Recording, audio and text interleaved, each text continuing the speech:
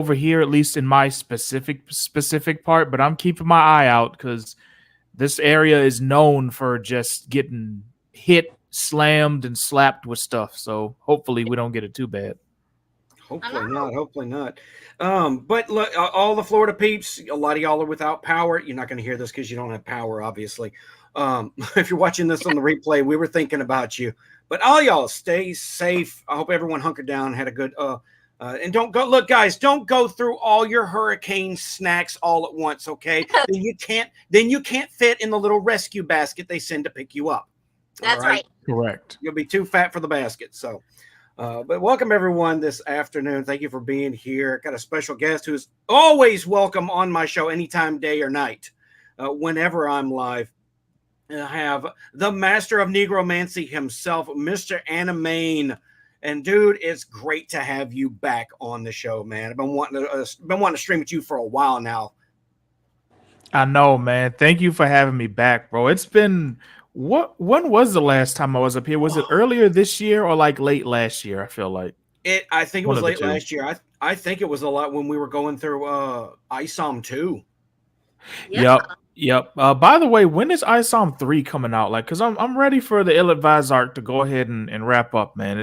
We've been waiting long enough. Yeah, we've gotten a lot of story stuff in between there. I don't think they've come out with an official launch date for it. I don't think there's even any art indicating. They're getting through some of these other projects they want to put out there and get started first. Right. They've really been building. The Horseman is next, which I know when that first came out, that kind of got laughed at a little bit because people were thinking of it as the Horseman, and it brought a lot of really funny ideas to mind at first. But the more they've shown on it, the more I'm sold on it. Like I've never been this excited for a Rippaverse character before, like than this Punisher style character. I think and knowing you and your speed when it comes to I guess this would classify as cape shit, but like this definitely feels like a little bit something that would appeal to you more, which kind of ties into why I'm here and what I'm here to talk about. But yeah, this is definitely probably more up your alley than like maybe Alpha Core or something like that. But yeah, once I saw Horseman, I was like, you know what? Especially when that animated trailer came out, like, you know what? This one might be this one. I'm hoping it's another one. I've been following along in the periphery because my life is still somewhat on fire, so I haven't had the funds available to invest in the Rippaverse stuff. And to be honest, not to get off on too much of a tangent, but I'm not as hype about it as I was back in 2022, 2023. But I'm at least going to check out ISOM and Bloodproof, definitely. I'm waiting on those myself. I think Bloodproof is the next one. That'll be cool. But before we get too far off into those particular weeds, we'll say hello to our guest this evening. Somebody else that I wanted to talk to. Someone else I love streaming with. Mrs. R.H. Snow, author of Watcher of the Damned. It's good to see you. It's good to see you, and I got all excited because actually I've been following Animaine. You know, I've been following you for a while, and I always like I try to stealth my peeps. So a lot of times y'all won't see when I just sort of sneak in and sneak out. But I've been following you with Bond of the Blade. I think for a long time you've had little pieces out here and there. And I was so excited when I actually found out you did trailers. And so you did my trailer for me. And everybody was so excited about my trailer when I showed them and everything. And they were like, that is so cool. And I told them you were going to be on tonight. And I told my family, y'all can't bother me. And we have like a construction project going on. I actually have a half-built steel building out there that's going to be my home. I'm going to be in the little itty bitty bunker of bodaciousness now. It's going to be out there. I've got like a 16 by 16 steel hut basically. And so we're building that in the middle of everything. I'm like, I got to go on tonight. Anime's going to be on. And John A. Douglas asked me to come up. They're like, oh, no, go. So everything has stopped so I can be here with you tonight. I love you. Well, thank you. Thank you for all the wonderful praise. I love doing the trailer for you. Shout out to Watcher of the Damned. That shit, I loved cutting that trailer for you. It was so fun. And thank you. You have been a long time supporter here, not unlike John right here. Like you guys, y'all are some of my like ride or die day ones, like straight up. Thank you. Yeah. Was happy to, man. Like I've said it before, I'll say it again. You know, real recognize real. You know, there's this intangible quality. There is this X factor that is about you that I kind of I understood on an innate, almost subconscious level, like this guy's real. This guy's passionate about what he makes. And, that's the kind of thing in the indie spaces that I have been drawn to. And I have not been disappointed in that. It's the same quality that Mr. Snow has. And, I am watching all these big budget TV shows and franchises I loved for decades just absolutely crash and burn because the people behind the scenes do not care. But who cares? The indie creators care. The indie authors care. The indie comic book creators care. I don't know how to point with a camera in front of me. I'm not a weatherman, but you guys care. And that's what I was looking for. And I stopped being a fan of that stuff and I started being a fan of y'all's stuff. And that is something I'm going to, like you said, ride or die from day one. I'm all about it. Real quick, Hell yeah, man. Before we get on with the rest of the show, I want to say hello to everybody who popped up in the chat. Hey. Our good friend Abomination AJ, dude, good to see you, man. It's been too long since we've streamed together too. Dude, yeah. What do you think, Animaine? You think is AJ okay to come on the show? Absolutely, man. If he can hop up here, that would be absolutely that would be a treat for real, because he's somebody else who's mad supportive. And like I still remember like the 90s cartoon streams we did on my channel, the Sega joint we did over on here, like all the great. ISOM streams, man. He's always good to come through if he's available. AJ, let us know if you want the link, man. I'll send it to you. I'll send him a thing. The other person I noticed here in the chat, somebody, where Animaine goes, he will follow. Looking for a corner to occupy. He is your friend, my friend. He's everybody's friend. The original CAC man.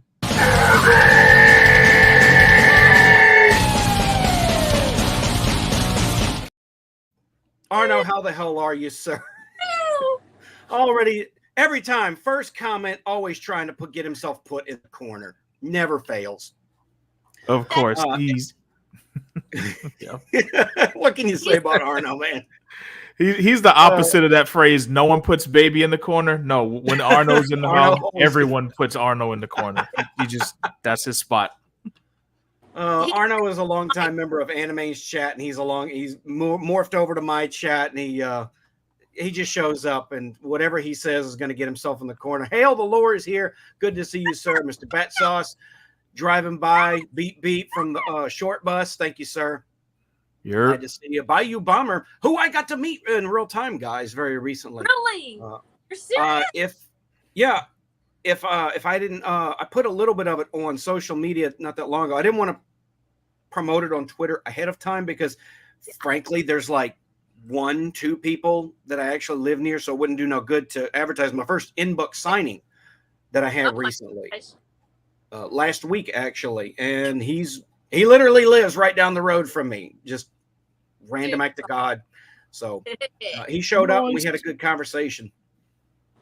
Dude, if y'all do this hurricane, like a hurricane cast the next time, where y'all just do a chill stream where it's coming in, that would be so cool. Hurricane cast, I'm with it. Do it.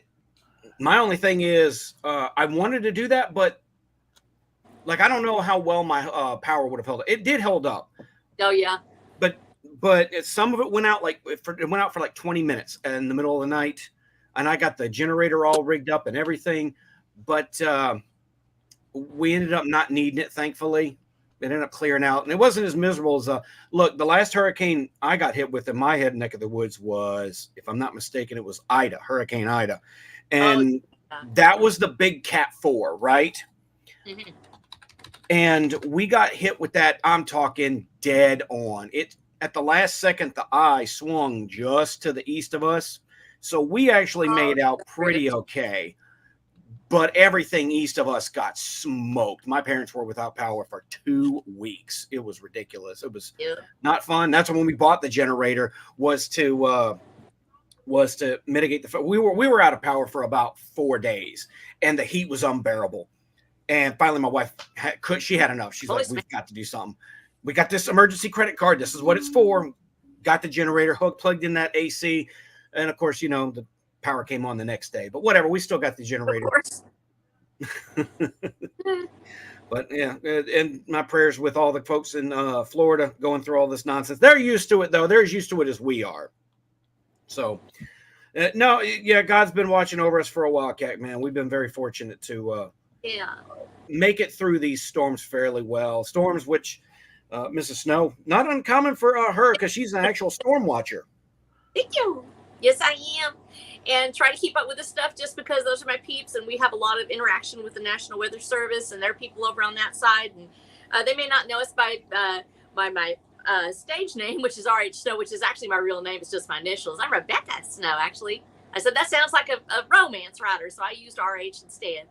But they do know me as Limestone WeatherNet, which is my local Skywarn community, which I founded actually in 2015, and also have approximately 1,500 members on Facebook that come on. And we also have our Skywarn community and our Storm Chaser community.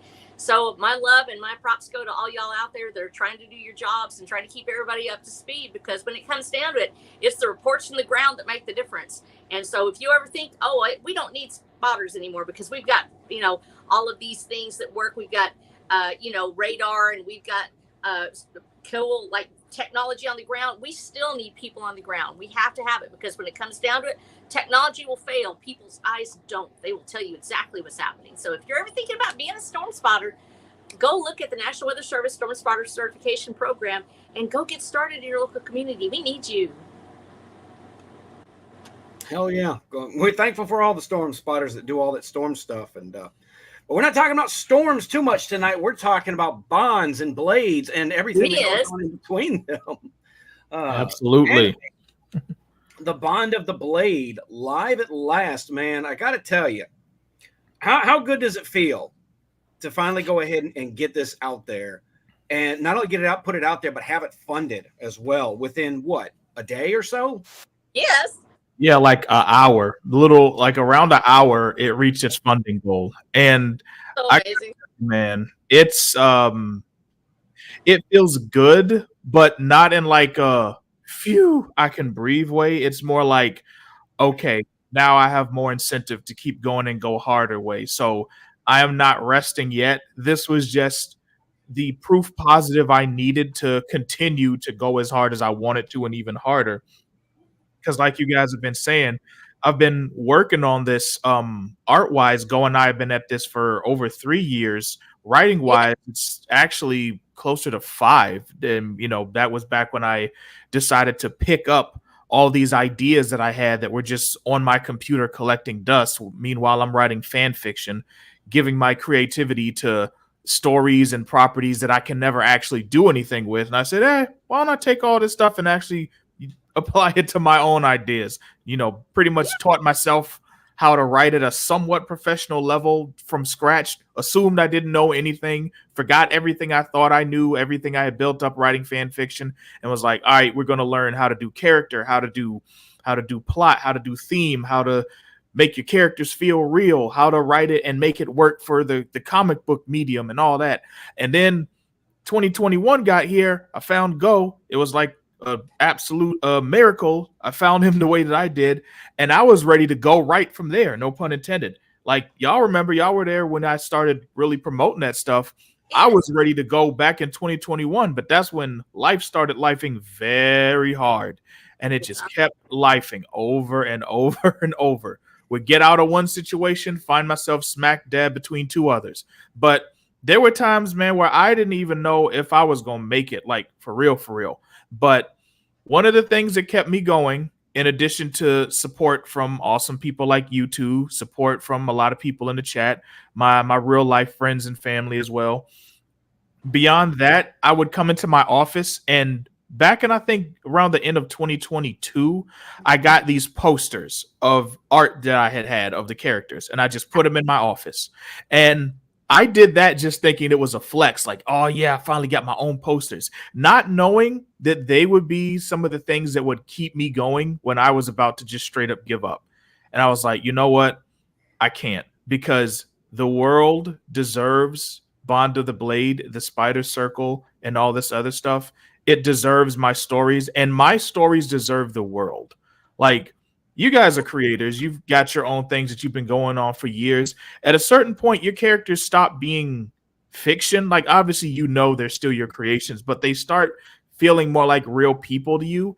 And just how you would think, man, I don't want to let my best friend down. I don't want to let my spouse down. I also don't want to let my characters down because I've been put all this work into fleshing them out, making them real, giving them all these cool things to do and these emotionally gripping stories. And I done got all these people hyped about it. And I feel like if I just dropped all that just because stuff got hard, I would be letting people down. And I don't want to do that. Like, so I'll say, you know what? Whatever we got to do to modify the plan so that we can keep going, we're doing it. But we are not stopping. And so when I got to the point this year where I'm like, okay, I've delayed things long enough. I'm better in mental health wise. I'm better financially. I'm ready to put this out there. And if it blows up, that's great. If it's a moderate success, okay, that's good. Even if it doesn't pop off, I'm willing to learn whatever lesson comes with this. But now is the time. I was ready to take the risk that I don't think I was in a space to do earlier this year or late last year. But yeah, man, launched it Tuesday morning last week. By noon at the latest, we had reached a goal. And I was just like, okay, now it's go time for real. Now it's go time for real. That's so great. Yeah. It was. It's a very gratifying sense of validation that, you know, you're not just another person throwing out the comic out there. Like there's people on the other side of that have been waiting to jump on that comic that you've been, you know, kind of hyping for years now. And admit, you know, I know, you know, behind the scenes, you've told me kind of what you were going through with your hardships. And I was praying for you real hard, man, because I didn't want these hard times to break you. You know, you're my friend, you know, I care about you. I don't want to see someone, you know, be broken like that, because I've worked with some guys in my past that are just like mentally, like they were just checked out completely. Like it kind of, you know, then they were just the kind of go in, earn the paycheck, go home, drink, go to sleep, start it all over again. And you come over to these creative spaces, this really gives people a lot of impetus for, you know, carrying through. If you know, you feel like you're fighting for something more. And, you know, granted, the indie spaces is a big space, but at least putting your mark down after all this time talking about it. I went through the same thing with the Black Crown, and that's why I kind of dropped it last November until when I didn't have a map. I didn't have interior illustrations that I kind of wanted, but look, I froze up a little. Don't mind me. But at the very least, I had the work out there. I had something to my name. I had a reason for people to check out what I was talking about. And that in and of itself is an important thing too. You, at some point, you have to start. And sometimes you just need to start. I took that advice from Gary from Nerdrotic when I created my YouTube channel. It was the simplest advice. Is like, it's not going to be perfect right from the get-go. It's not going to be perfect the way you want it right off the bat. Just get your camera, get your microphone, get some editing software, and get starting. Chris, good to see you, man. Yeah, I'm going to freeze up more. My cameras get this thing where it freezes up every now and then. Hopefully it doesn't freeze up me making a really stupid face. You know, at some point, as a creator, you have to put your work out there. You can edit and edit and edit. And you can actually over-edit something and overthink your process until eventually people forget that you're actually making something. But eventually you put it out there, and then you move on from there. And your only competition is yourself to be better than you were last time. 1,000%. 1,000%, man. And that fight to be better. Go ahead. Mrs. Snow, what were you saying? You want to say something? Oh, I was just saying, I think we're in a delay. You go. This delay is getting ridiculous. You go ahead and talk. I'll let you talk. The greatest hero has to be the author himself. Life's, and that's what happens. You fought back, you won. I'm proud of you. I'm proud of everything you did. I know part of the struggle you've been through, and I understand that it was awfully tough on you and everybody who loves you and the people that are along on this journey with you, praying for you, buddy. But the most important thing you did was you proved it can be done. It's not just a character. It's you.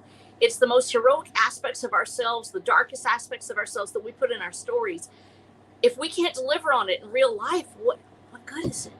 It's kind of like being a child. You start off as a child and you daydream about what you're going to do and the adventures you're going to have and the things that you'll face. But when you finally meet the dragon in real life, it's really different than you thought it was going to look. You thought it was going to look all like fire and brimstone and everything else. Instead, it looks like a bill that came in that there's no way you can pay it, or it looks like going to the hospital, or it looks like somebody's dead in your back room. You're the hero. You have to come through. We're all rooting for you. And when we see it on the page, I know it's real now. It's not just you daydreaming. Those people that are on your wall, your characters, they're you. When they give you that pep talk and they tell you what you need to do and say, get out there and kick some butt because you got to, or we're all going to die, you did it. You have no idea what it means to me to be having this conversation with you today, to know that you actually stuck with it, that you made it. And if there's somebody else out there that's wanting it and feeling like they can't do it because something's stopping them, and yeah, real things happen, real life happens. I'm a month behind on my release because we had life happen too, in the form of death, and that's just the way things happen sometimes. But if they can see you do it, then I want them to get up, and I want them to try, and I want them to start. I want them to look directly at your little icon there and realize there's a human behind it, and he fought back with everything he's got. And if he can do it, you can do it too. So get out there and try to do something, guys, because you are the hero in your own story. Show us. Make it happen. Round of actual real life applause, Mrs. Snow. That was just tremendous. Like, sorry. Goodness gracious, you are speaking such life into my situation right now. I can't tell you how appreciative I am to hear those words of encouragement from you, and I can tell in your voice and on by the look on your face and everything that this is as real for you as it is for me. And you know, we talk a lot about how we connect with people as creators. One of the best ways we can do that is just by being real. Whether that's being real with our struggles, being real with our victories, being real about our fears, like being real about how hard it is sometimes. And that doesn't mean show up every day and necessarily be doom and gloom, but that inspiration sometimes can be given to people through just being like, hey, y'all, I'm going through it right now, but I'm still here. I'm here for you. I'm definitely here for myself. And I'm going to see this through, and you're 1000% right. Those characters all are me. I put some of myself into everything I create, which is why I can get out here and be so passionate about these things I've been writing, because it's been a long time getting to a point in my life where I can legitimately say, not only do I love myself, but I actually like myself. And so being able to share that part of me, that creative part, with the world in all of its weirdness and all of its epicness and all of its everything that it is that you'll see when you read Bond of the Blade issue 1. That means so much to me. So just seeing people be on fire while I'm also keeping my own fire alight means a lot. Well, sometimes we got to light each other on fire too. And let's be honest, you see the spark going out with somebody, and it can be awfully tough because we've all been there. Let's be honest. We've seen it where the spark went out. We've seen where the spark went out permanently sometimes, where we couldn't save that person. We thought maybe I need to call somebody, and you call later, and it turns out that the unthinkable's happened. Sometimes things happen. Yeah. We can't be everywhere. We can't be everything to everyone. But when you have that little part of you that tells you need to check on one of your fellow creators or one of your fellow, just a buddy or a friend. Veterans know this. We've been talking about it extensively in the community. We need to reach out to each other and say, hey, you know what? Tomorrow's another day. Get some rest. Go sleep. Go eat. Get back up. Get back on that horse and start riding again. We've got to keep each other going. There's going to be some hard times ahead here. There's been hard times in the past, and there'll be some hard times ahead. But if we love each other and help each other out, you know what? We've created a culture.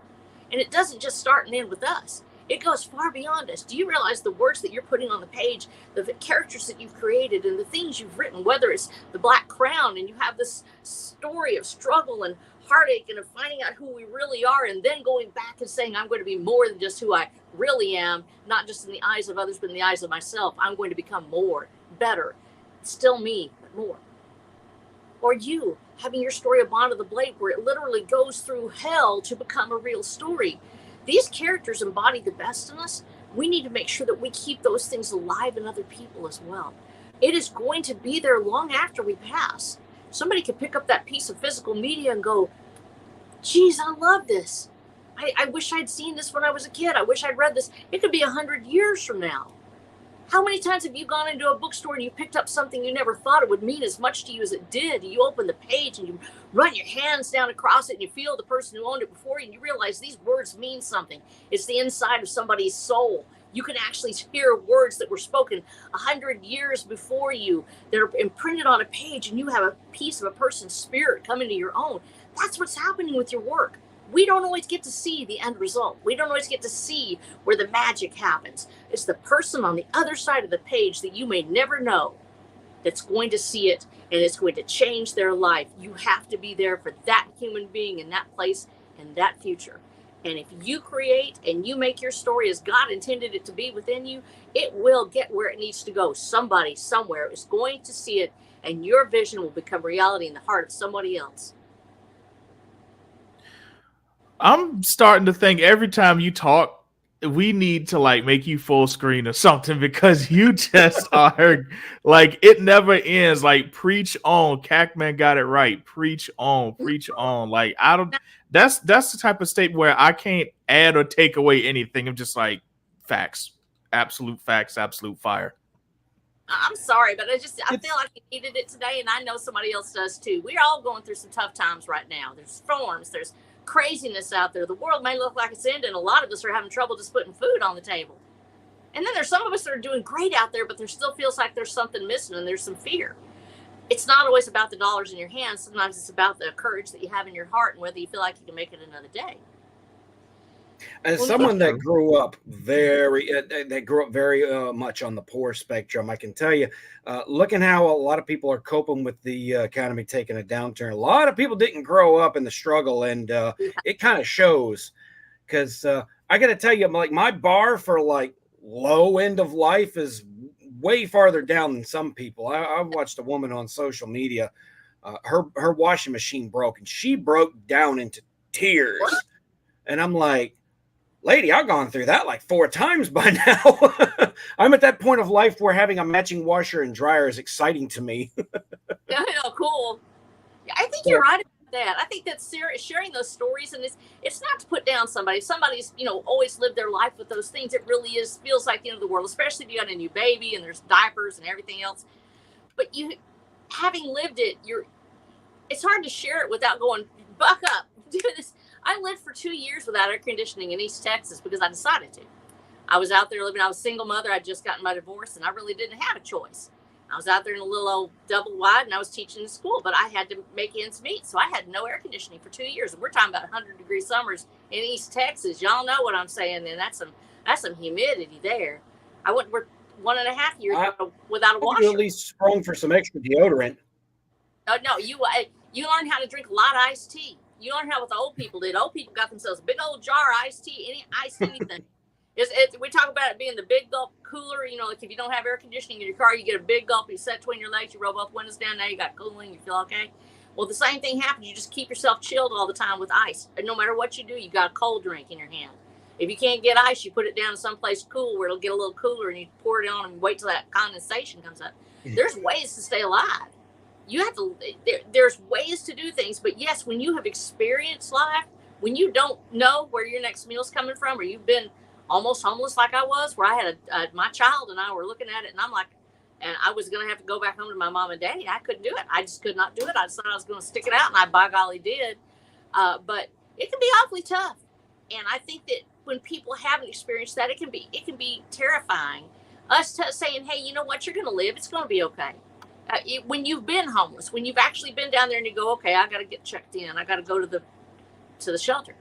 Where do you go? What do you do? Those first steps. That's when people start to break down. They start to fall off. Somebody going, hey, wait a minute, you're going to live. Let me help you. Let me tell you what you need to do next. You want to make it? Let me tell you what to do.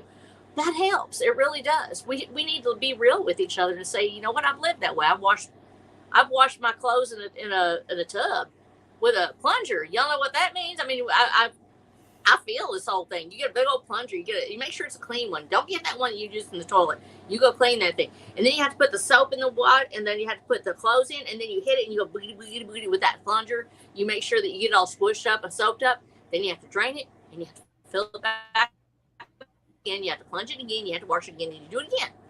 That's what happens. We learn to live. We make it somehow. And then when we finally get to the place where we've got that washer and the dryer, you just sit there and you smile at it and you go, I love you, Jesus, because I have a washer and dryer. And your life is so good at that point, you just don't even know what to do. John, Animaine, I don't know if you've been through that, but John, you know what I'm saying. That's when you get excited about washer and dryers because you didn't have. I have washed many dishes standing on my feet over the years. It's with a family of 5 now, it's kind of a dishwasher is pretty much an ubiquitous and essential utensil in my house, appliance in my house, because the way these kids fill that sink up, it's not even funny, dude. For real. Animaine, look, dude, let's go ahead and get to the Bond of the Blade. Oh boy, I love how I accidentally clicked off the Kickstarter. What? That's especially what I like. Yes. Boomerang it up. That's okay. That's okay. I had it open. Always online. a good boomer. I got a button here somewhere. I linked to it so I could get some people to look at it because I'm like, hey, they need to see what you're making, buddy. There we go. The Bond of the Blade. Guys, campaign is live. The links for the campaign are in the description. I'm showcasing it here on the screen, but if you look in the description of the YouTube video or Rumble or wherever you are watching, this is going to be available. He already funded within by lunchtime, so that was cool. But we got stretch goals to make and everything like that. Yes, we do. Animaine, I know you're not prepared to talk about your comic. You've only been talking about it for what, 2-3 years now? Yeah, it's just this weird thing, man. Like, it's just such. I know it's literally been on my tongue, on my mind, on my feeds, nonstop for over 3 years. But it's just, I don't know, man. I don't know if I can do it. It's just maybe tomorrow. Maybe I'll be ready tomorrow. I don't know if I'm ready to talk about it today. You get there right now and you talk about it, young man. I'm sitting here and like, you talk. It is a different kind of gear to switch, though, isn't it? Like you build it, you write it, and then when it comes time to actually talk about it and sell it to people, it's like, oh, how do I do this? And yes, you kind of got to see what's working for other people and apply it to yourself. Definitely, because I'll be fully transparent here. I am a creative mofo. I am an entertaining mofo. I am many things. But I really had to learn the business and marketing side of this, because the creative business is just that. It is a business. And just like any other business, you got to know how to promote it. You got to know how to market it. And it took a long time, a lot of trial and error. But it's like you were saying earlier. It's like y'all were saying earlier. The best thing you can do is to start. Is to put it out there. You don't have to say the rightest thing in the world. Say something to somebody. Try. If you've never done an elevator pitch before, how you gonna get good at it? How you gonna get good at it until you start? If you don't know how to, promote better on Twitter versus Instagram versus YouTube, how you gonna learn if you never start? So that's what I had to do. I had to start learning. I had to start playing around with different formats till I found a way that was comfortable for me. Because like you were saying, you watch a lot of people, and kind of like Bruce Lee was talking with Jeet Kune Do, you take what is applicable to you in your situation, what nourishes your soul and your spirit, and what you don't need, you leave it behind. Rippaverse do stuff their way like this. EVS do stuff like this over here. Mrs. Snow does her stuff like this over here. Tyler from Draw and Talk does his stuff like this over here. So I will learn from every source that I can, and ultimately the goal is to find a way that works best for me. And I'm much closer to having that now that I've been doing this for 3 freaking years. That's awesome. You've definitely had time to practice, and that's good. And that is a very good that's a very good observation. It's very similar to the one that I took when I started getting into indie books and thinking about, okay, what are these other indie book creators in doing. And I've mentioned this before. You know, I credit John Della Rose and Eric July and even EVS, who I'm kind of on the outs with lately because of a lot of reasons I'm not going to get into because this is not a drama stream. But like what they were doing, they created their platforms. They create, you know, and through entertainment of other people that were joining their chats, they would get, you know, kind of boost themselves up. And then when they had, you know, something to give to this audience that shared a like mind in supporting indie creations, you had your own platform. You didn't have to ask for permission to go on someone else's streams. You didn't have to go try and beg for attention from the mainstream or ask permission from the mainstream. Because let's be fair, all three of us here write and create things that are not in what's in demand on the mainstream, but what they're not trying to sell what we're making. And part of that is because they're risk averse.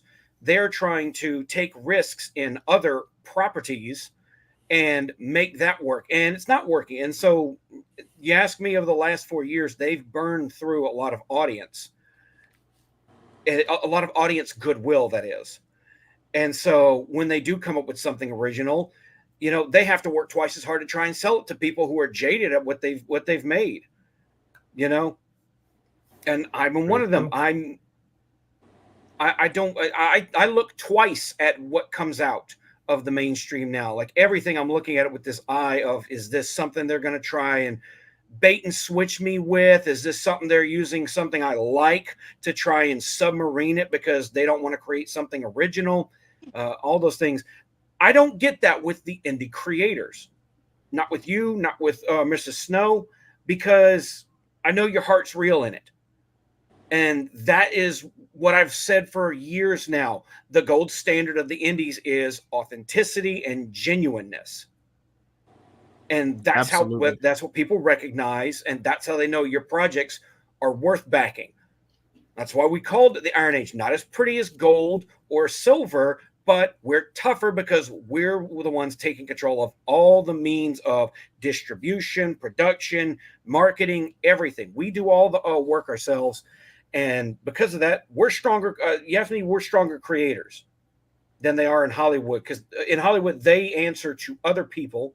They fold at the slightest bit of pressure. And, you know, we're over here on fire, charging through the China shop.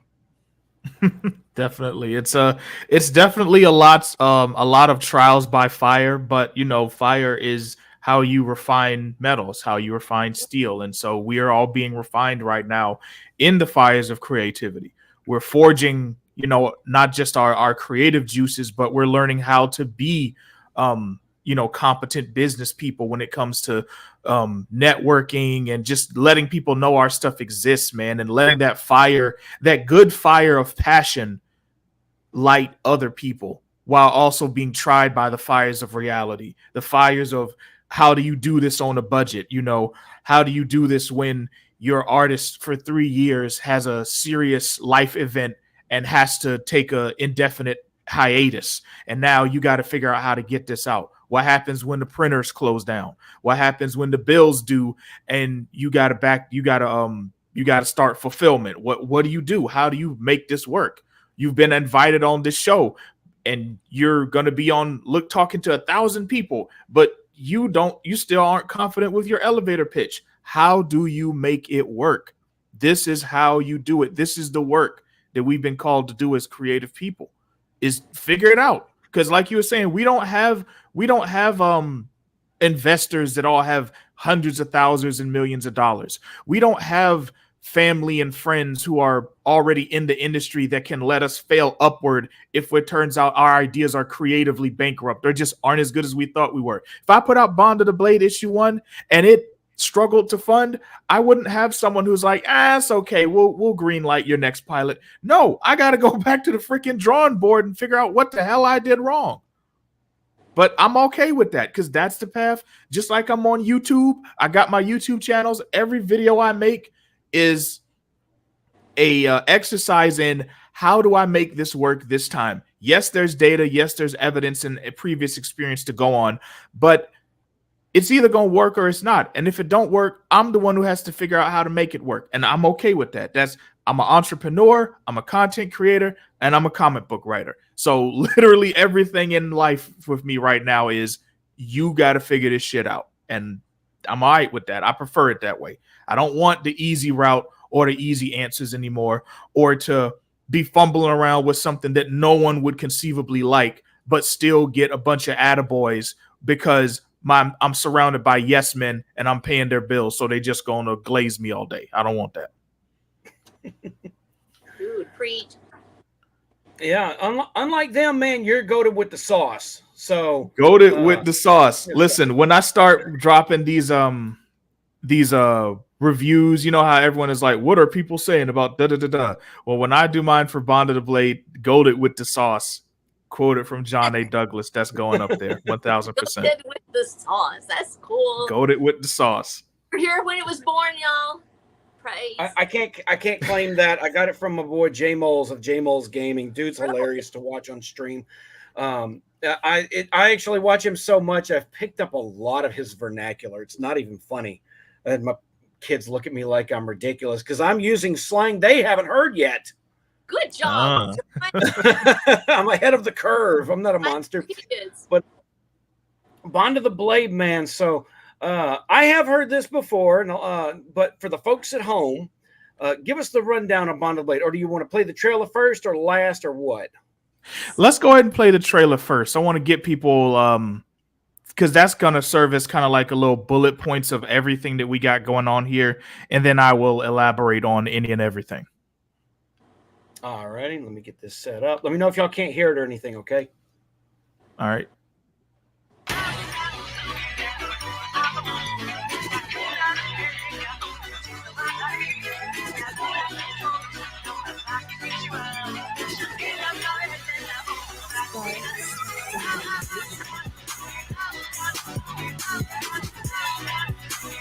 The martial arts trio, known as the Heretics, are in the middle of a brutal urban war with the criminal element of Union City, the worst of which is a mega gang with demonic powers. And their grip on this once peaceful city will soon become irreversible. But even though the Heretics are outmanned, they have a secret weapon, their guardian angel, Ashira. Through their bond, the Heretics gain the power they need to win the war against the Zealots. But first, they must conquer their own internal struggles, their fears, flaws, and soul-crushing mistakes. Their bond to each other anchors them. Their bond to their guardian angel strengthens them. And their bond to their duty emboldens them to make their stand. And now you can stand with the Heretics by backing Bond of the Blade Issue 1. Make your pledge today and choose from a wide selection of rewards, from 3 different variant covers to the concept art book containing sketches and concept art of characters past, present, and future, vintage limited edition posters, and so much more. But I'm not done yet. All physical backers will receive 1 free fighting game style character print, which will give you a look into the stories, personalities, fighting styles, and special moves of the main cast. And everyone who backs this campaign gets us closer to the ultimate stretch goal, which will add 4 brand new pages of story to issue number 1. The war for Union City Soul has begun, so back Bond of the Blade, issue number 1. Brought to you by Geronimo Studios. Yay! Hell of a trailer, man. Hell of a trailer, man. I got to tell you, you've done some damn good work. And for those who are watching and wondering, Animaine is available as a video editor. If you want to hire him to make something kick-ass for you, if I had the money, I would. But I'm poor, so I got to do everything myself. Let me and let me say this because that trailer right there proves what's so special about Animaine. When I gave you my materials, I just sent you my stuff. Like I just info dumped you like I do everything. I just buried you under digital documents. You dug through it and you found what you thought was the best way to tell that story. And that's where I fail because I have such a hard time because I'm telling the story, but it's hard for me sometimes to find out how to market things. You made it possible for me in that trailer to actually sort of put it in an essence. And that's what you did here with Bond of the Blade. Immediately, I knew who your characters were. I knew how special it was, and I knew the main theme of the story. And he can do the same thing for you. So hire Animaine today. Ding! Thank y'all. Thank y'all for the endorsements. And that is true. I can say this confidently. One of my skills in life is being able to distill like a story or creative idea down to its essence. And whether that's in written form, video form, audio pitches, anything, man. If you give me something, if you have something, even if it's just raw notes and material and a little bit of time, I can turn out whatever you need. If you need the trailer, if you need an announcer, if you need an audio book, like a certain someone's going to be working on, who I'm going to be helping with that in the near future. Nudge, nudge, wink, wink, say no more. But whatever you need for your creative needs, I got you. Definitely on the video editing front. Definitely hit me up on the twats, and I'll go ahead and drop my Twitter here in the link if it hasn't been done so already, in the chat rather. If you do need some editing done, go ahead and shoot me a DM, and we will start the conversation tonight, and I will help bring your creative ideas to their full potential. But tonight it's all about Bond of the Blade's full potential. I gotta say, man, I am so proud of myself for that damn trailer. Like, I did the damn thing. Okay, it is okay. Don't ever let anyone convince y'all listening out there or watching that you shouldn't be proud of yourself when you do a good job. And I cut the hell out of that trailer. I cut the hell out that joint. So I'm crazy happy whenever people play that, because I'm like, yeah, that's my baby, which is also about my baby, ironically. But there you go. Yeah, I included it in my my book hauls because I don't buy as many books as the booktubers do. So I kind of got to throw in my indie comics and the campaigns that I back to kind of help cushion that whole thing, because them guys, man, God, they'll buy upwards of 5 to 10 books or more a month, and I'm sitting over here like, not only can I not read that much, but like I can't physically buy that much, or I'm leaving somebody in the dirt. And I kind of hate that, because I've got friends that have campaigns going right now, and I have not been able to back a lot of them just because financially, man, I don't have the funds. And that sucks. You know, I've got an unfortunate like priority pull list that I have to adhere to. So it is what it is. And but I do what I can when I can. And I've got to do an indie comic showcase for too long, because a lot of guys got their stuff out there that's live, and I want to, if I can't financially back it, at the very least I'm going to do the platform thing. And like Von Coleman, like I've been wanting to get his Phenomenova comic, and I'm like, well, I couldn't be a part of either the first campaign, the second chance campaign, the backup campaign. Shit, I had to wait 5 days to back yours, Animaine.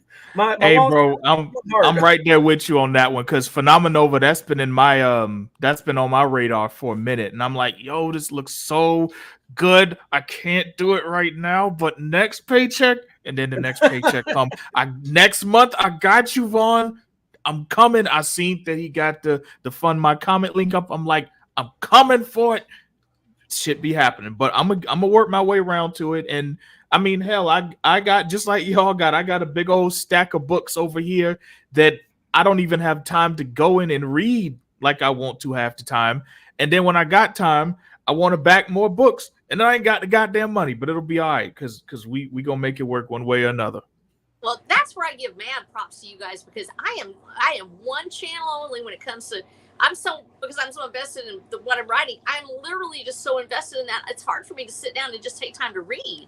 The things that I do read, when I read a beta for someone, I try to make sure that I do it for people that I know they really need that. But that's like, it's a major deal for me to do it, because I'll stop everything so I can just read that book. And so it's really hard for me. So mad props to you guys for doing that, because that's almost impossible for me. I think it's just me being ADHD or something like that. But I have such a hard time. When I start reading something, I get all the way into it. I can't stop. And so it's like, So if I've read your book and I've beta read for you, I want you to know you're special because I can't do it usually. Very special. Very special. You've got 3 covers for this, and I'm gonna be honest. I really wish, not that you need to, make your campaigns around my paychecks. I really wish I had been part of that initial 24-hour push to before you fund it. But I'm still happy to get this, and I'm gonna be honest. I loved 2 of these covers so much I couldn't get just one. I hardly ever get more than one of the comics because really, me as a comic reader, right? Like, I really just want the comic and to read the comic. Comics are meant to be read, right? I'm not one of them. I'm not a collector that goes 100 miles out of my way to get these these $100 statues or get the comics graded and all this stuff. And there's a lot of those in certain comics. I don't have to have every variation, but I loved the Cody Conyers cover and cover A so much that you're the first one I bought 2 cover variants for. Hey, let's go.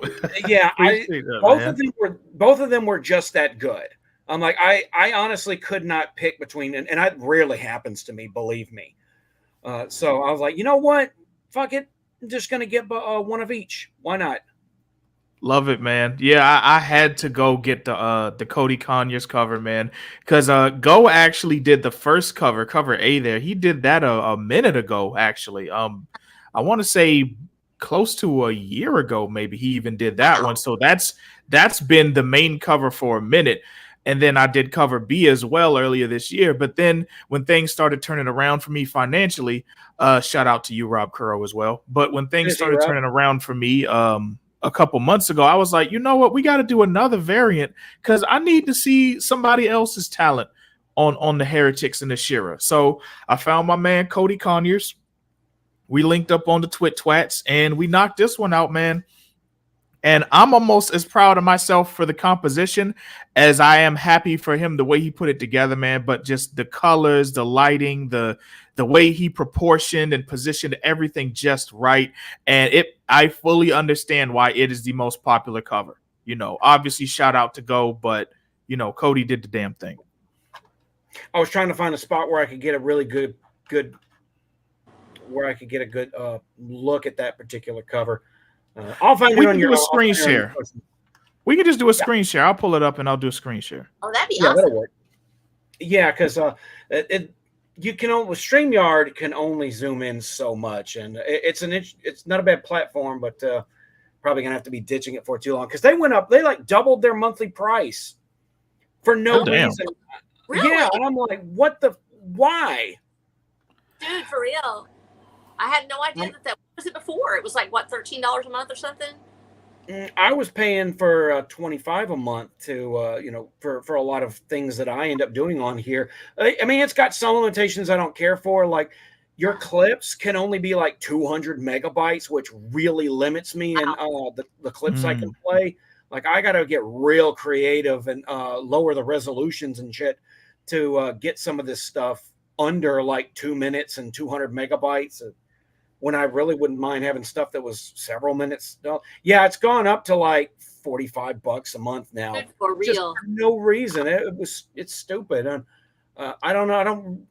I don't really can't justify that much a month, Well, actually, this is kind of cool though. What you've got here right now. So let's talk about it from a marketing viewpoint. This is the only thing I really do marketing, because otherwise I'm just sort of like, yay, let's just do anything. I put up, all sorts of stuff. You already know that. I'm whatever I am, and I have to be that way. But I do know how to do thumbnails. One of the things is, of course, and y'all both know I'm having degrading eyesight, meaning that it's actually going downhill. So I have to do with high contrast. That first cover, I see it right away, and it actually draws the eye. And the other two, I can't distinguish from this point. And of course, that means, and they're probably great. I can't see them, but thumbnails are like that. So that first cover that we're looking at with a winged angel is actually probably the one that you would want to use when you're doing any type of advertising on anything that's a thumbnail, because it absolutely hits. I can see it from here. Go's work is perfect for that. And it really draws the eye, and it actually makes them want to touch the page. The others are kind of, because they're when they're smaller, they lose that ability to reach the audience. So thumbnail, everything, especially when it comes to Amazon, and John knows this as well. And it's the main reason that I've kept with the style that I've got and my artist and everything, because her colors are so bright that even on a thumbnail, you immediately see it and you immediately visualize it. And then Watch Where the Dams, of course, is huge on there. I've got really hard branding. That cover right there, that's the one that's actually the easiest for me to see, and that is probably the same size that would be during a thumbnail. So those type of things where you have these great artists, these great covers and everything like that, there's some art that you want to put on to a full page when somebody's looking at it on a phone and they see the whole thing. There's other things that are meant to be the thumbnail, and that one right there, that's meant to be the thumbnail. That's the one. Yeah, I think you're right, Mr. Snow. AJ. What up? I'm saying real quick, man. I appreciate y'all having me here, but continue what you were saying, Animaine. I got to tend to this one dog still. All right, no problem, bro. But Mrs. Snow, I think you hit the nail on the head, and I think that the fact that it is so eye-catching is probably a good reason why, aside from the fact that it's just a dope cover, why it's so popular. Because like immediately, like the epic wingspan, the way the characters are positioned, and that contrast, like you were saying. And I'm probably not as well versed in thumbnail design as you are, but I do understand that you need to be able to like actually catch people's attention. And I think that may be, honestly, for a little bit of behind the scenes stuff here, that probably is why cover B is probably moving the least, because it's solid, but it's not enough contrast, like with the lighting and everything. And I was talking to Tyler Carpenter the other day, and he was like, to speak a little bit on the point you said about what makes a good cover versus a good thumbnail versus good interior. He was like, this looks like a panel. This would make a really good panel, even like a splash page or something. Yeah. But for a cover, it's just not optimized. And that makes so much sense. And that's one of those lessons. Like I said, you learn some hard lessons out here, and I'm okay learning that lesson because, we got the Cody Conyers cover out here. That's just like, this is attention. This is a scroll stopper immediately. Like you see this, you instantly, what the fuck? Oh, what is this? I need this. I at least need to see more about this, Well, and it's the thing is, each one of them has their place.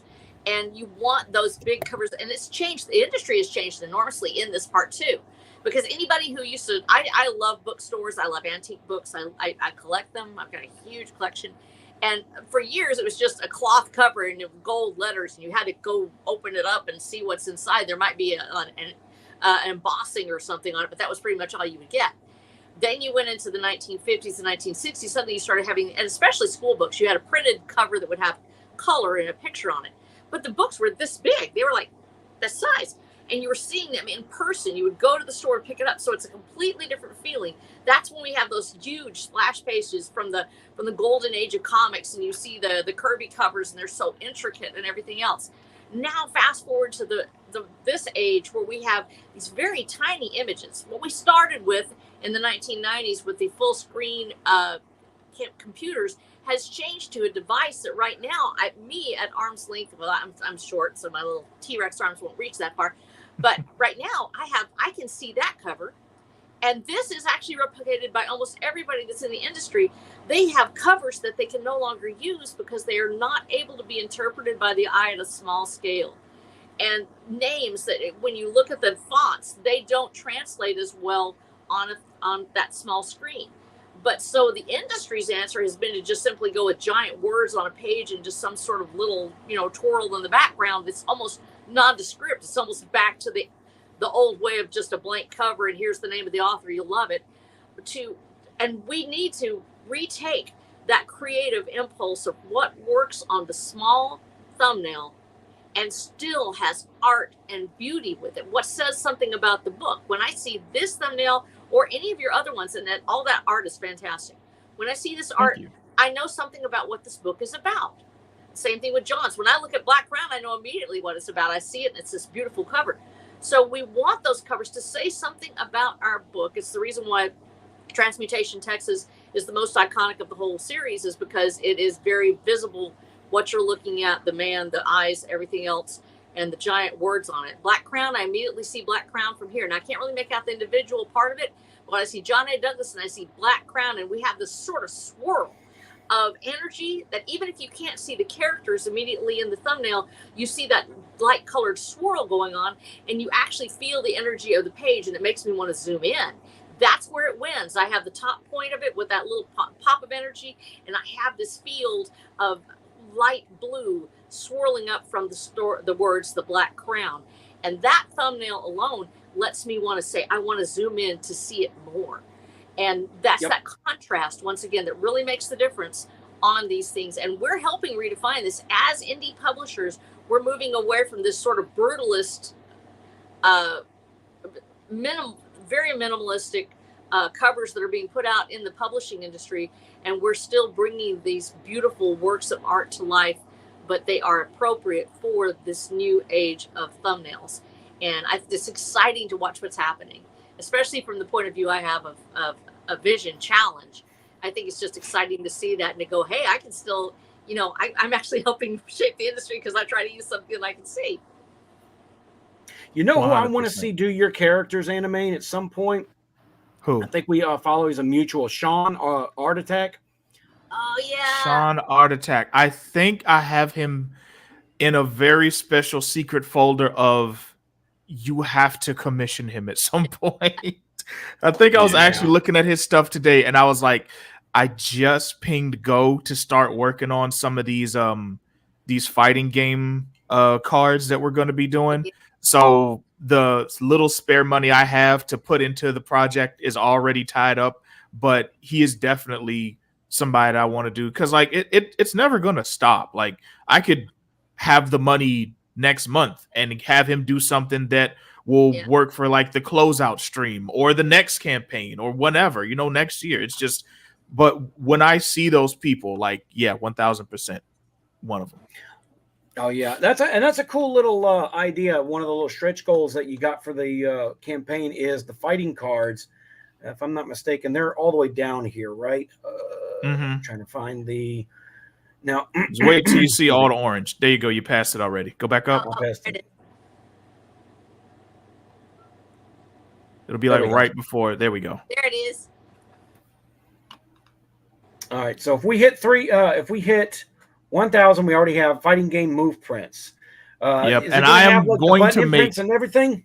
I'm going to make a better name for that. B, yes, it will have the button.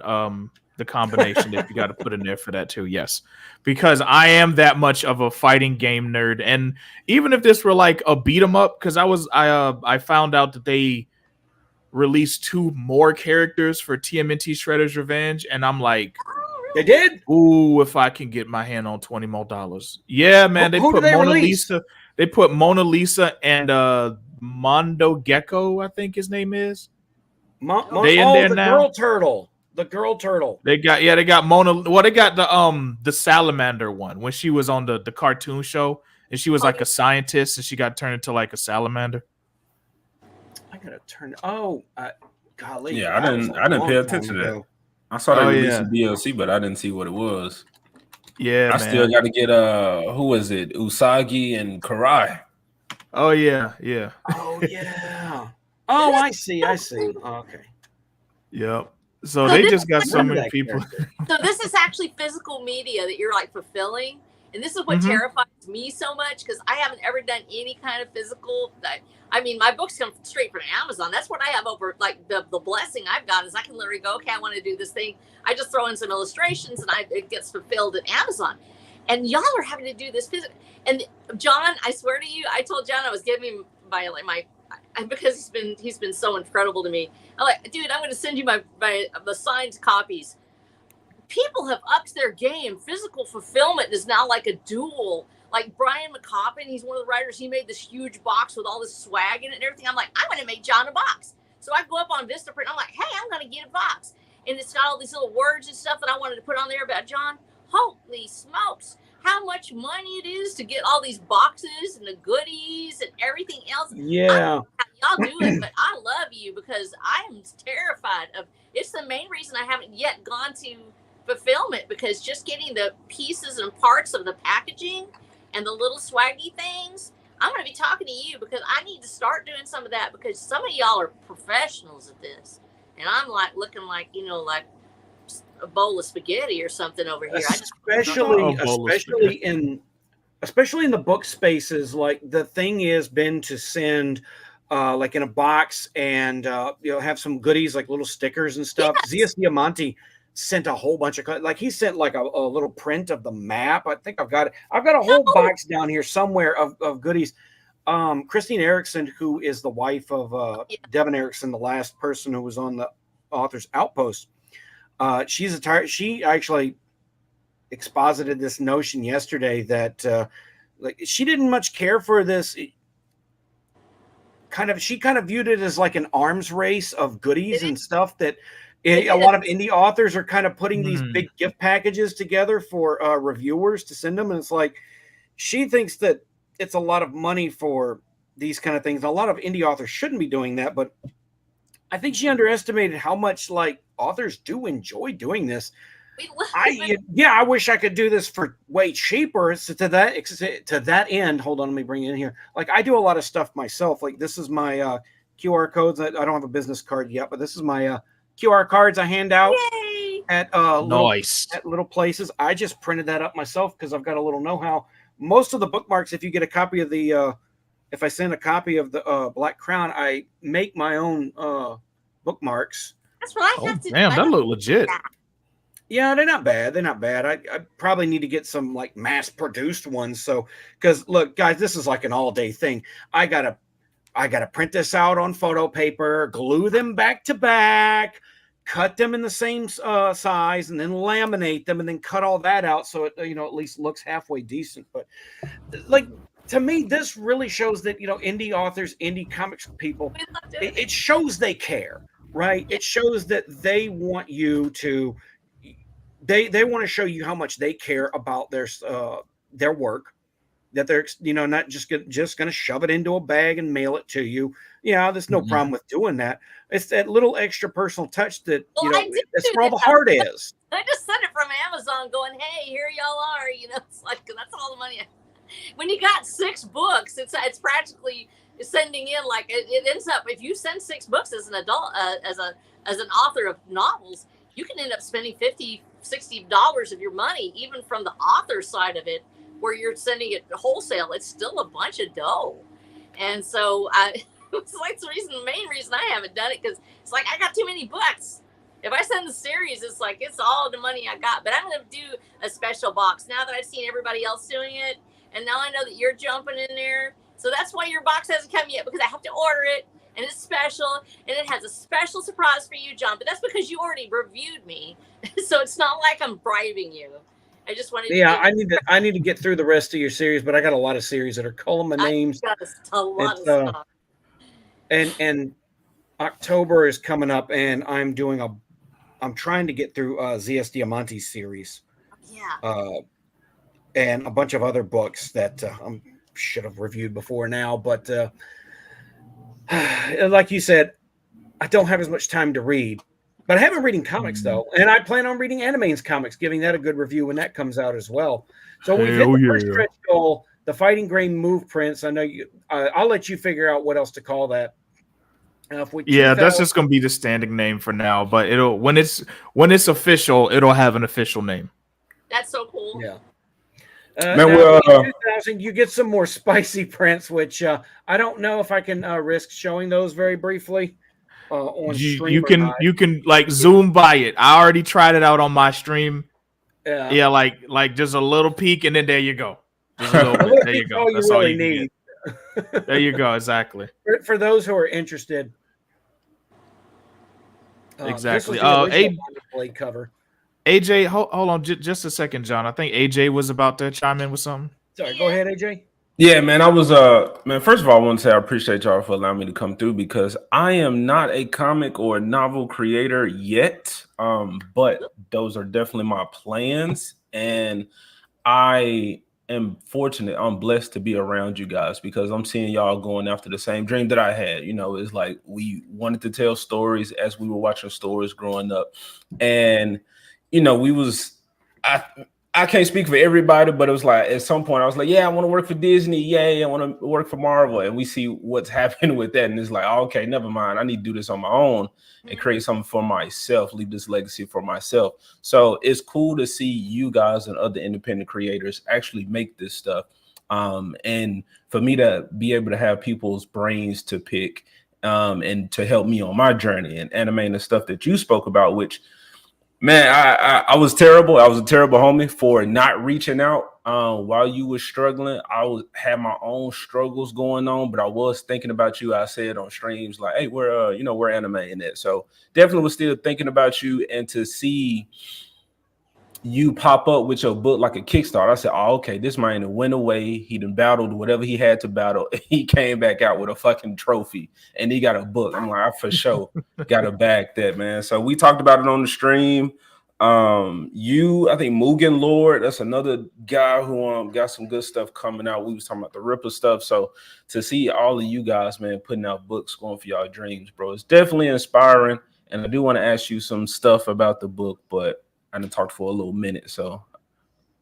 Well, man, I appreciate the hell out of you, bro. Look, I done been up here talking. We've been up here talking. You definitely make your presence known, make your questions known, good sir. And I'm matter of fact, I would appreciate some questions, because like one thing that I enjoy on these streams, that I'm learning more and more is, unlike back in 2021 and 2022, when I was still very much getting to know my own story, I actually know enough about my stuff now to answer it like in a good way without giving away, spoiling half the story. So yeah, hit me with whatever you got, whether it's story, campaign, as long as it's not a spoiler, I'll answer it. Oh, no, sir. It's question 2 later. It's definitely not exactly pertaining to the book, but it's more so. I remember when we was doing that cartoon stream, and us 90s guys. And John, like, and Ari Snow, I don't know what you watched, but there was this like era of cartoons where the intro, the theme song kind of like told you everything that you needed to know. You was pumped up, like you was ready to kick evil ass. Like every child, and I'm saying child, both genders, we wanted to be, badasses. We felt like we had that power and we could conquer whatever evil that presented itself to us. So as I'm watching these shows, your book definitely put me in the mind of that. So I would, ask you, not necessarily what are those influences, but it seems like this is definitely influenced by your childhood. What from your childhood did you make sure that you wanted to put in this book, or what didn't you see that you needed to make sure that, okay, this is my opportunity. Do not miss this chance to blow. So how you do that? Because opportunity comes once in a lifetime. Yes, sir. But yeah, that's a really cool question, man. I love talking about my influences, my inspirations, and even my dreams of things I need to bring to fruition because it's not being done yet. Definitely in terms of like younger childhood, I would definitely have to say Static Shock, which isn't super young, but I was just starting middle school, I think, when that started to air on TV. So definitely Static Shock. Just that was the first time I had seen this perfect fusion of like the same type of like superhero action that you would expect on like Batman, the animated series, or Superman. And it just happened to be starring a dude who looked like he could be my next door neighbor or cousin or something. And I'm like, that's a really good fusion of like my recognizable culture and my background and everything. Married with this thing that I also love that's larger than life, so that played a part. Toonami in general, but I feel like if you're 90s or even a late 80s kid, then that's definitely going to be somewhere in there. But like hey, it wasn't by design. Hello, and I'm not saying segregation's back. I'm just saying it be like that sometimes. But James, tell Bray Bart I said thank you. Yes, That's right. Go ahead, 1000%. Animaine. But it's all good. But yeah, the theme song there, it may have been kind of hard to hear because as John was saying, StreamYard loves to decrease the quality of any media it plays as much as humanly possible. But Yeah. that theme song is actually a hip hop remix of the Rurouni Kenshin iconic ending Heart of Sword, which was done by my man Sparks Beats on YouTube. So shout out to him for letting me use that. And I was like, you know what, man? It's this fusion of East and West, Black culture, Asian cultures, and everything, man. I got to get something like that. And that also speaks to my younger years, right? And like, I want to do one that has like a Yu Yu Hakusho sample, a Dragon Ball Z sample. And even there's been a cover of one of the more famous instrumentals from the Boondocks, which I'd say is also a humongous inspiration for me that I plan on using a bit in the future as well. So I'd probably say in terms of like shows, those would be the biggest examples. There's also a good bit of video game inspirations in here for me because lifelong gamer, literally I was 3 years old playing my first video games, and the beat 'em up and fighting genres have been a staple in my gaming library since I was knee-high to Centipede Toe. So like that cover B there, that's actually an homage cover to the Double Dragon 2 The Revenge box art. And when you get these fighting game prints, you're going to see some more references as well. I'm going to try and not just have it just be like copy and paste this person's move set onto my characters because I don't want to be like that corny, but there will be a couple nods here and there to some things. Yeah, definitely. It worked out for Scott Pilgrim. Not wrong. You're not wrong. And actually, you know what? You named that wasn't a direct like influence for anything I created, but it was, and I want to say in college when I saw the movie first, then I read the graphic novel series. But when I saw Scott Pilgrim, that was my first time as a millennial seeing like my peak nerdiness put onto something and taken seriously. Like all the video games you played growing up, the comics you loved, the style, the flair, how it was so unapologetically just 90s nerdiness, talking about Pac-Man, references to Zelda, sound effects from Sonic, transitions like anime. Like I'm like, oh my God, I want to make something like that. But I had to find my own way to do that. And then that eventually became Bond of the Blade. That is so awesome. All right, bro, you said a lot that I wanted to respond to. The quickest thing. Feel free to jump in because I will just keep talking. Okay. There was one point I wanted to make earlier where I was saying, this is just my perspective. This is just what I'm saying. This is just off top. But I see us older people, and there are people older than us who are kind of like fighting in this culture war. But it seems like they want their things kind of like kept a certain way. And I've always thought like, man, who's like fighting for like the children, the younger audience, like who's trying to captivate them? Because to them, they're growing up and what they see is legit. That's all they know, as far as like a Marvel or a Disney or, even a DC. So it's like, man, who's going to put out properties that's going to captivate them and kind of, introduce these morals or these stories that we want to tell onto that audience. So it's cool to see that with your book and the influence of us in our childhood and, the things that we saw, you putting that in. It's like, oh, okay, you're going to reach that broad audience. That's going those kids that like, 8 to like 10, 11, 12, 13, I guess. And that's what I'm saying. I don't know how mature it's going to get because we got the spicy stuff, but the art looks like something that audience will be drawn to. And then they can grow into like actually loving this stuff. You get what I'm saying? Like introducing them into this world. Yeah. Like you said, Static did. I see that. 100%. And I think that is something that's important. And I'm glad you brought up the whole culture war side of things because it's like, and this is no shade to the older people who are in the vicinity or who are present or who are listening or who are on the panel. Thank you. I'm not talking about y'all. I just want to make that 8 billion% clear. but it has become a meme at this point. Yes. Old man shaking fist at clouds, 40-year-old person becomes obsessed with the culture they grew up with and wants to recreate that and only that and appeal to themselves only. Like, that is a meme. And me being in my mid-30s, I could so easily just mine nostalgia. I could just mine the nostalgia of growing up with Toonami and Kids WB and Jetix and Cartoon Network and Cartoon Fridays and What a Cartoon and all that shit. And just, I would just, bro, that shit would be at 10K minimum right now if I did that shit. But I don't want to do that. I want to make something that people can enjoy because it's good, because it's told with soul and passion. And like you're saying, it can teach people things about themselves, things about the world, and inspire people. That's what I want to do, man. I know nostalgia has its place. Vintage and retro things, definitely, I'm not against them at all.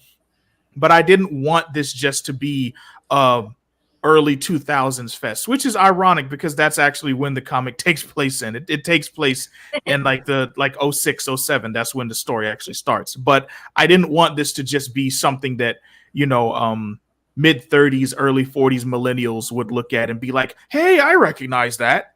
Because I'm like, we got enough of that out there.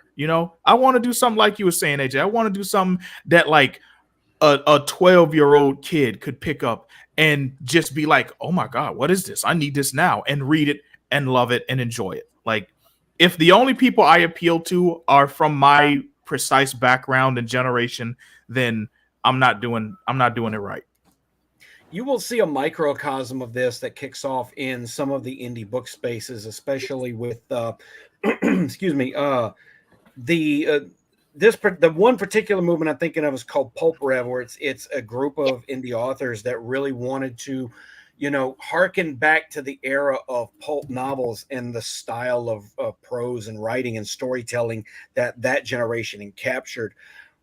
The problem with that is they are completely insular and they are only about writing pulps, reading pulps, and as great as pulps are, and look, Razor Fist sold me on a lot of things that were before my time and before his time, like The Shadow, and those are all great. But if you are only hearkening back into the past, you are allowing people that you don't like to pay forward to the future. And I would rather we kind of set those steps down for us to walk and try and try to, forge our own future forward, taking influences from an era of storytelling and creativity that, we objectively can argue was much better than where we are now. Because people are still hungry for really good storytelling. Some of the normies may hold their nose and watch The Acolyte and pretend that it's good, even though I think deep down a lot of them know it really wasn't. That's just an example. We're going through it with Rings of Power right now. It's expensive and flashy, and it looks kind of pretty at times. Let's ignore the fact that from a production standpoint, it looks bad. The acting is community theater level. Nothing looks or feels right. But it's got the brand name on it, so yay, it's just as good. I'm happy that we're getting more of brand, and like you can only do that for so long before the law of diminishing returns comes full force around and cock slaps you in the face. So this is where I was ahead of the curve more from a lot of my friends and followers on different social media areas in tuning out of a lot of this stuff and searching the indies for the real stuff. And that's where I found you. That's where I found Ego and AJ. That's where I found R.H. Snow and all the indie authors and a lot of my favorites that I have been trying to, that I'm trying to say to is that, hey, I found these people, these creators that are fantastic. And, present them out here and say, hey, give this person a try. You'll like this if you like this is another bit of a marketing tactic. Not everyone cares for it, admittedly, but for the right audience, whatever puts eyes on your work to me is valid. So whether you're doing it on YouTube, whether you're doing it on TikTok, whether you're doing it in just Kickstarter, because there are some book and comic creators who are only on Kickstarter, their entire audience is there. Yeah. So, that's the great thing about the indies. It is a place for experimentation. There is no one true path. And, nobody can sit there and tell you, you can't do this if you want to be a success, because there's going to be somebody that's found a way to succeed. The right story, the right creation at the right time in front of the right eyes. And believe me, I'm not alone in people that are just kind of like, God, I'm so sick of Star Wars. I'm so sick of Marvel. I want something new. And I looked into the indies, and that's where the mindset that I've come into. I'm looking for something that I can be someone's biggest fan. So why not?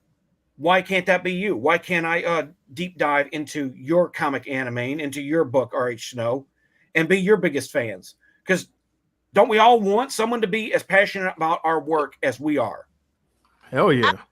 Well, and let me say this, because we were talking about this, and I want to just chime in, because I said most of my audience knows I'm 61. I'm an old person. I'm old compared to anybody in the stream. I probably every stream I'm on, I'm usually the oldest person. And when you're coming at it from that perspective of, you see something you love and it's going down. It's like trying to save a dying person. You're going, I want to revive it. I want to bring it back. There's a point where you have to have a new creation in your life.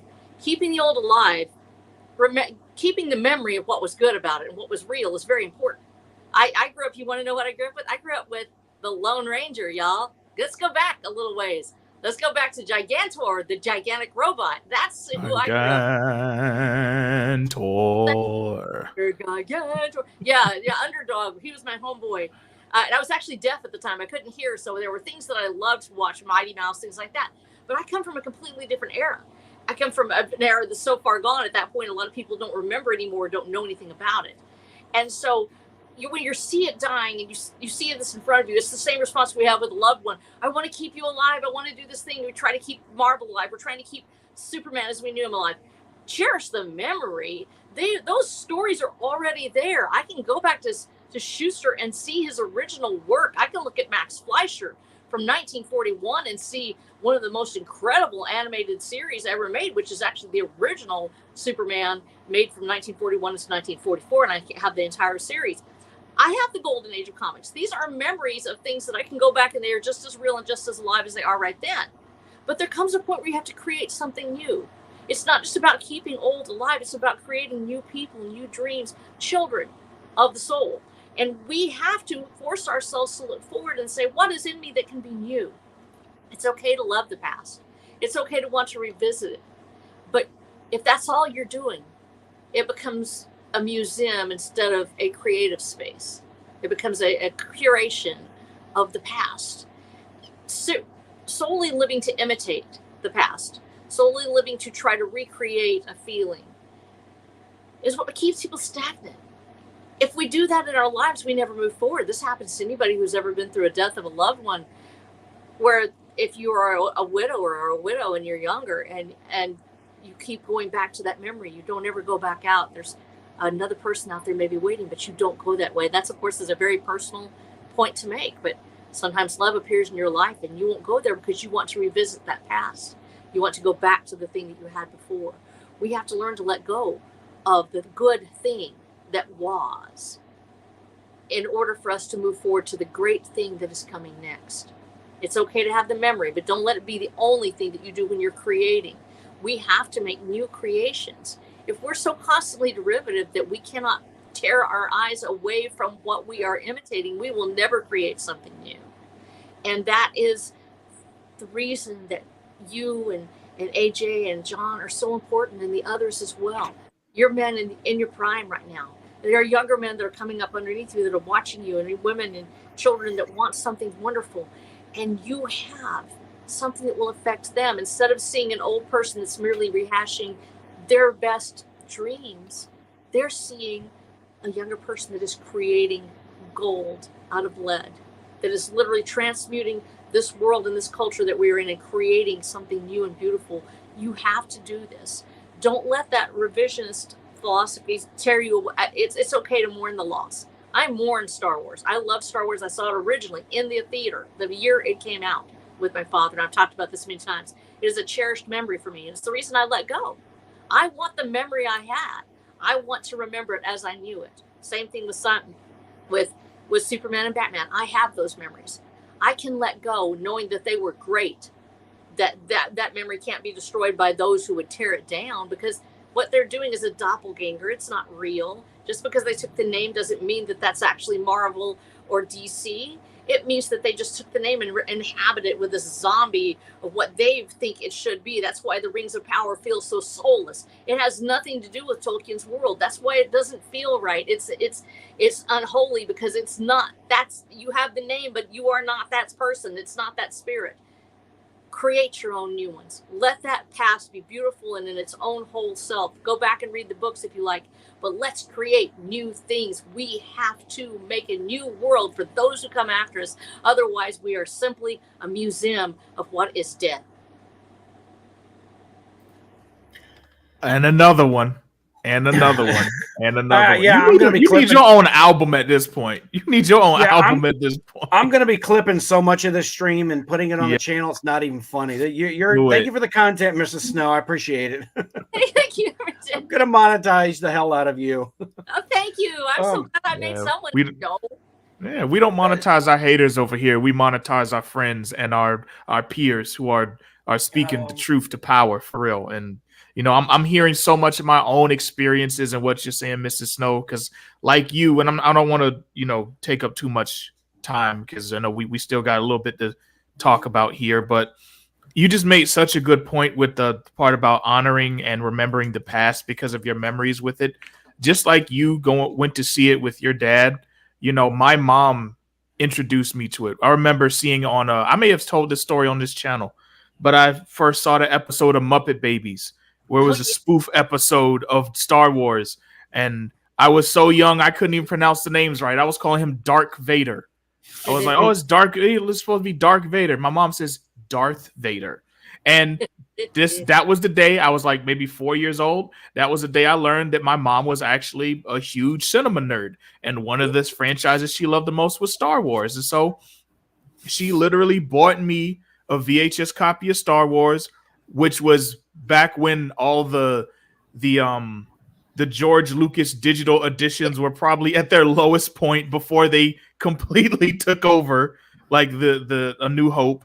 And then she had Empire Strikes Back and Return of the Jedi recorded off HBO, and I would watch those, and like she literally got me into Star Wars. And so that's a very special IP to me, and to see it just get worse and worse and worse in the hands of the biggest entertainment conglomerate in existence is something that, for my own sake, I had to step away from, because I'm like, this means something to me. This is one of my memories I have of my mother, who will be passed away for a whole decade coming this December. And that is one of the things that keeps her memory alive with me, is literally her introducing me to this brand new world. And I don't want to just keep watching it and see it be bad and see it be trash and see these characters that mean something to me just be dragged through the dirt because they can milk more shit out of it. I would rather remember the greatness that it was up to this point, and maybe one day it can be there again. Because just like you were talking about the Fleischer Superman cartoon, which, shout out to that, I remember having those on VHS too. Yeah, you know, they would have the cartoon, and then they would have the radio show, and it'll go a few years and maybe Superman's not super culturally relevant, but then they come out with the live action show, and then it kind of goes into a lull for a while till they do something new in the comics, or they get the Christopher Reeve movie. So Star Wars can have a great day again. It's just not right now, and I'd rather not torture myself with what it's doing right now. And until it does come back, if it ever does, I have more than enough entertainment value in my own stories and the greatness that's being made around me by folks who are also getting their Thanos on and just doing it themselves. Perfect. It looks like John got pulled away by yeah, he got absorbed. He got absorbed. AJ, hit me with another question. You be coming with these softball questions, or do you have one, Mrs. Snow? All right, cool, bro. I was drunk, man. I got a question. You're listening to Okay, what's up? Yeah, what's up, Mrs. Snow? What's your question? I actually studied Wing Chun. Actually, I love the fact that you mentioned Bruce Lee. And actually, I was in a dojo. It's a private dojo. And I was taught by one of the last students from his Bruce Lee's dojo in Washington State. He came down and he was a personal friend of my family, and he taught me Wing Chun, which is a form of Kung Fu. Do you actually know a little bit about those moves and things like that, like the 4 gates and all the different blocking, everything like that? Because I love martial arts so much, and it's been a huge part of my life. Did you actually get a chance to study a little bit, or did you just the love I do, of it? yeah. Well, I've always loved martial arts. It's always been a big attraction for me, just as a source of self-improvement and self-betterment. And obviously, the self-defense part also comes into play when necessary. But I think there's something that speaks to the core human experience when it comes to fighting, combat, and bettering yourself and the world around you through the physical arts, which is why every continent has some form of martial arts. Every continent has some combat sport. Every continent has some myth/legend of like we were being invaded and the farmers fought them off. Like whether you're talking about in Brazil, I want to say, where the birthplace of capoeira, where like the African slaves literally fused fighting, like their fighting was a way to master dance, and now it's been this thing. Or like in China and everything, where we have all the different types of like you were talking about Wing Chun and everything, where even up throughout, I want to say, the world wars, people were still implementing martial arts as part of their being actual soldiers and everything. And so that's just a way. Have their roots in farmers actually doing that. Yeah. So like, I just feel like that's super human. And so that's always appealed to me. And I have studied. It is the nerdiest form of martial arts, but it is actually legit. And by that, I mean, it's called something called light sword martial arts, where I told y'all I was a Star Wars fan. It is literally martial art. It is weapons training with a lightsaber. It is actual weapons training. Every form literally is just different weapon martial arts. So like form 1 is like kenjutsu. And then form 2, which is as high as I ever went because I ended up having to leave for financial reasons. But form 2 is based more off of fencing. And if you look at all the different belts, all the different forms, they're all based on different. There's one that's more based on fighting with a bow staff, one that's more eskrima sticks. And so my love for martial arts, one of my heroes is Bruce Lee. So yes, there is a lot of that gets into the book. And that's been interesting because I've had to find ways to combine like real techniques and everything with this more fantastical higher thing. And for that, I've taken inspiration from real life martial artists, real life athletes, Muhammad Ali, Bruce Lee, and everything. But I've also looked a little bit at like, how did they make this work in the past, and really studying how they would do things like Fist of the North Star, like Dragon Ball in its earliest days when it was more technical fighting where you could see real techniques. The fact that this is something I learned a little while ago. If you've ever seen some of the modern Dragon Ball stuff and you see Goku doing a lot of the 1-inch punch, the fact that was something that Akira Toriyama wanted to pay off way back in the day because he was a big Bruce Lee fan. So literally when Goku's doing the 1-inch punch to Frieza, that is like the culmination of Goku being, in a sense, Bruce Lee. No, and I love this part because that sort of marriage between fantasy and martial arts, Bruce Lee's one of our best ones for actually teaching us this, because when you go back to his actual shows that he did versus his movies, his actual moves on the floor as he's working with 1-inch punch with other techniques that he used, he showed how to make it flashier for storytelling. There are things that don't look that impressive when you see it in real life, but it is actually extraordinary movements. For instance, thumb grabs, things like that. They don't look that great. When you do somebody with a little finger, you can really tear them up. And at the same time, that doesn't sound so flashy in a story. When I have the watcher, bend somebody's pinky back and put them on the ground, I can't stretch that 4 pages. It doesn't really work. And at the same time, you want something realistic. So when you go to Bruce Lee, I got so excited because he was one of the masters at telling you how to create a scene around real techniques and still make something magic happen on the page to make it more dramatic and without bastardizing it, which actually is so important in martial arts. And so I'm so excited that you actually know something about it, because I saw that a little bit of it in your art, and I was really excited, and I wanted to ask that question.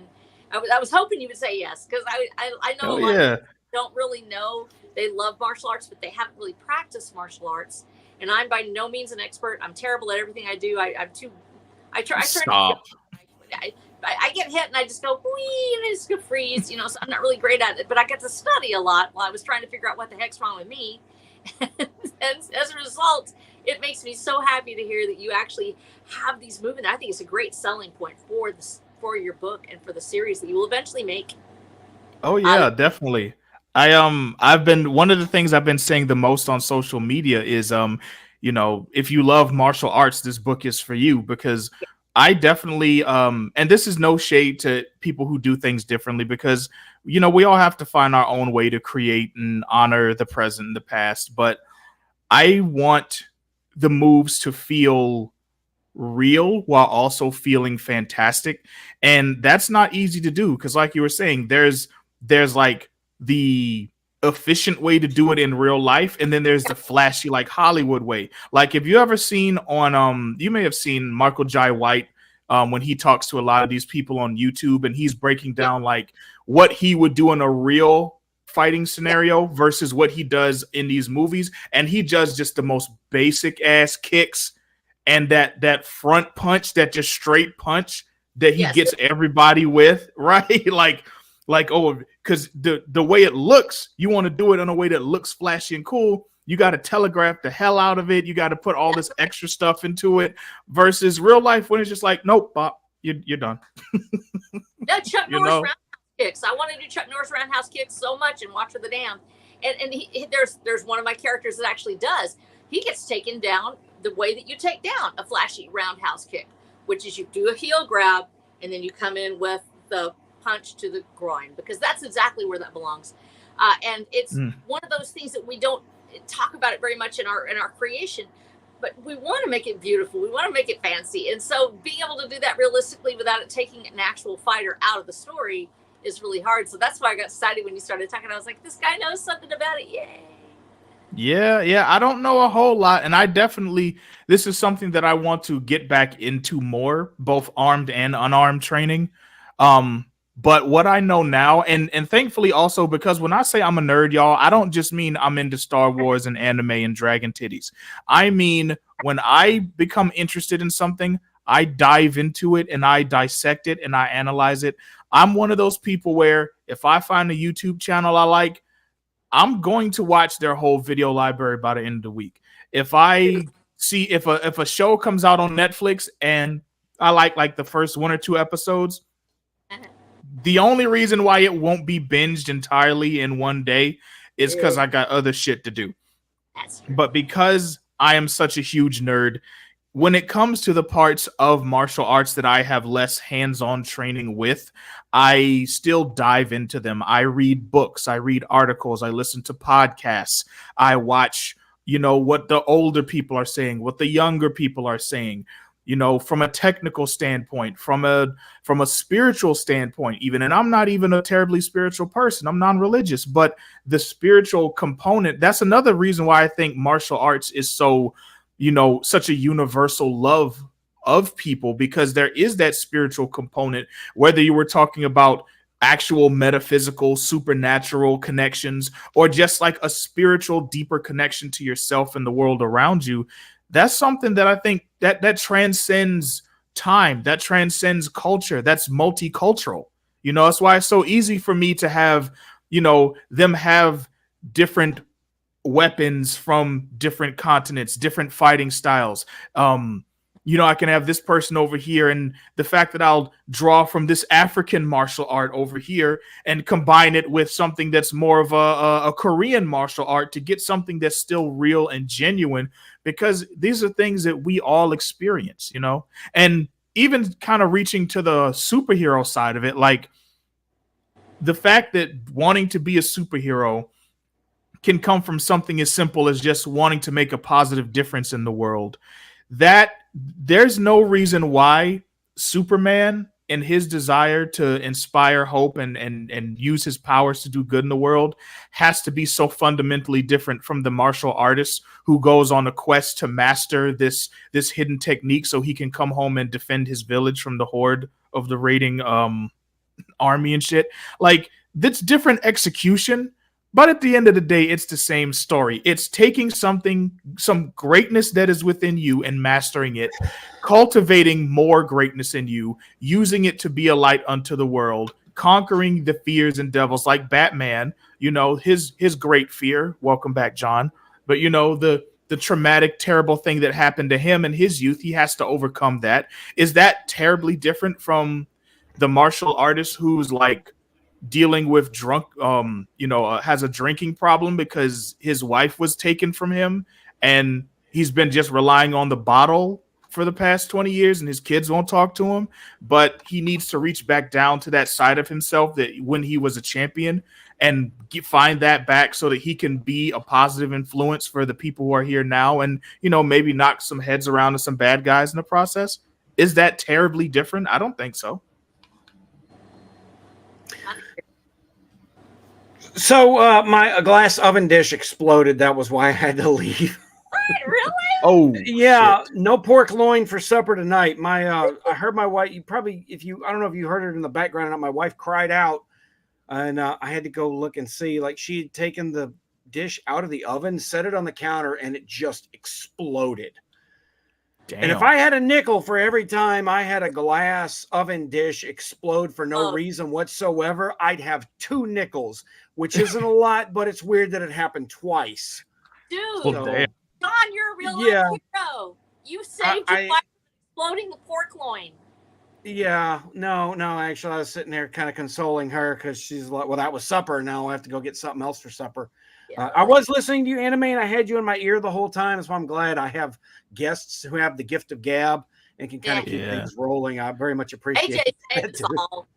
Absolutely, man. Look, I understand, man. Look, when life comes at you fast as them pork loin shreds was flying around the kitchen, you got to be prepared to handle it, man. I'm just glad no one got hit with like no glass shrapnel or nothing. Yeah, like, in kids all were seriousness, outside I'm glad playing, everyone's thankfully. okay.